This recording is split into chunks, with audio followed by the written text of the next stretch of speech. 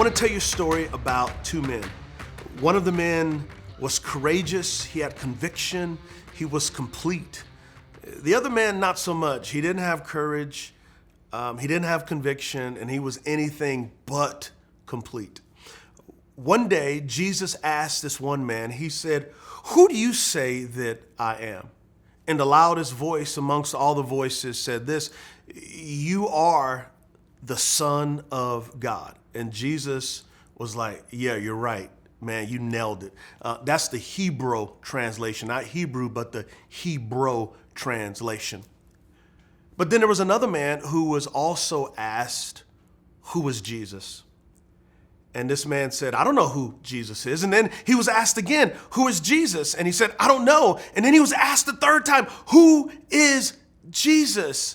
And then he began to swear and to curse. And he said, "I don't know who this man is."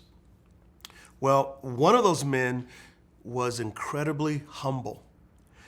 And because he was humble, he had courage and he had conviction and he had wholeness, completeness, because he was humble enough to trust God. He was meek. Meek is the same thing as humble. It means power that is bridled and under control. The other one was not humble. As a matter of fact, he was actually very prideful. And because he relied on himself, when he was asked about who Jesus was, he denied Jesus. Well, some of you know the story, and some of you know the man I'm actually talking about. These two men are actually one man. You see, Jesus gathered his 12 disciples, and these 12 disciples were a pattern and reflection of the 12 tribes of Israel. It's like Jesus was doing a new thing. He was building his church, and so he was getting his disciples. And Peter, oh man, Peter, what a great fisherman, man. But whew, boy, Peter gives me hope. I hope Peter gives you hope. Because in Peter, we see great statements like, "You are the Son of God." But also in Peter, we see him going, "I don't know who you are, Jesus." But what happened to Peter? How did Peter go from denying Jesus to actually defending Jesus? Here's what happened to Peter. Peter tapped into Jesus' words when he says, "Blessed or happy are the meek, for they shall inherit the earth." Once again, meek is another word for humility. After the resurrection, something happened to old Peter. After the resurrection, Peter did what he had done before he knew Jesus. He went fishing. And 3 days after Jesus rose from the dead, Peter was fishing, and he heard a voice that said, "Throw the net on the other side." Eventually, Peter realized that that was Jesus. And you know what Peter did?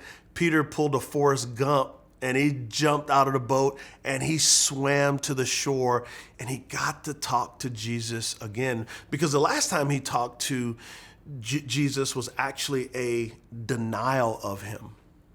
But this time, face to face, Jesus asked Peter 3 times, "Do you love me?" And Peter 3 times says, "I love you." Those 3 times are the 3 renunciations of when Peter denied him. Jesus gave him grace to be able to reaffirm him, to reaffirm his allegiance.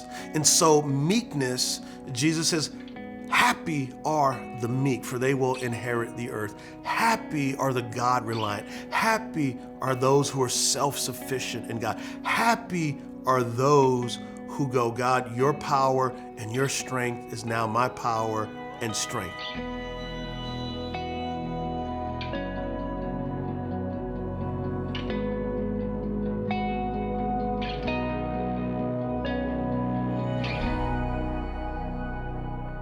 I mean, it's incredible that happiness is not you and I saying, "I'm going to do this myself.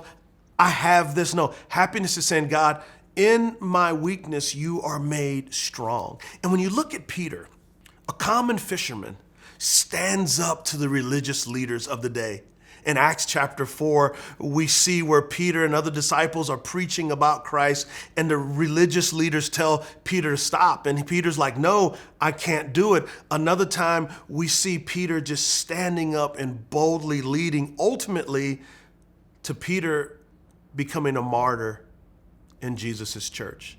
That the one that he denied is the one that he gives his life for. What in the world does this have to do with happiness? Everything.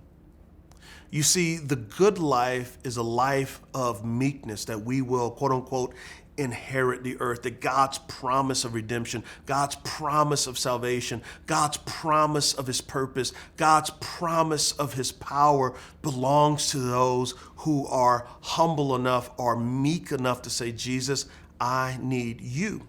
And you're listening and you're saying, you know what, Derwin, that's great, man, but that's Peter. I'm just a normal person. Well, guess what?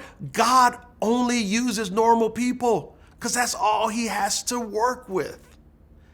God uses normal people who are normal enough to say, gosh, I can't, Lord, but you can. I need you.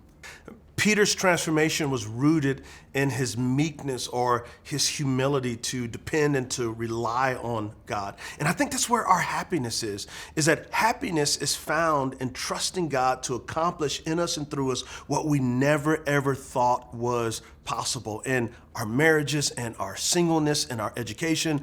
In every facet of life, God is saying, rely on me, trust me.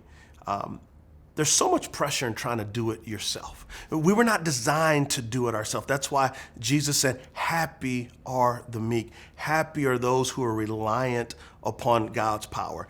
As a matter of fact, Peter writes these words in 1 Peter chapter 5, verse 6. He says, humble yourselves, therefore, under the mighty hand of God, so that he may exalt you at proper time, casting all your cares on him because he cares about you. We have a God who cares about us, who loves us. And the meek will inherit the earth. The new heavens and new earth will be populated by people who can only boast in one name and one name alone, and that name is Jesus.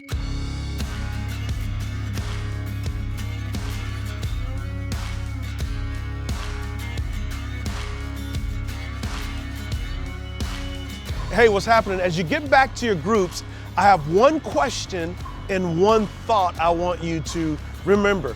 Here's the question. What's the difference between confidence and Godfidence? And here's what I want you to remember.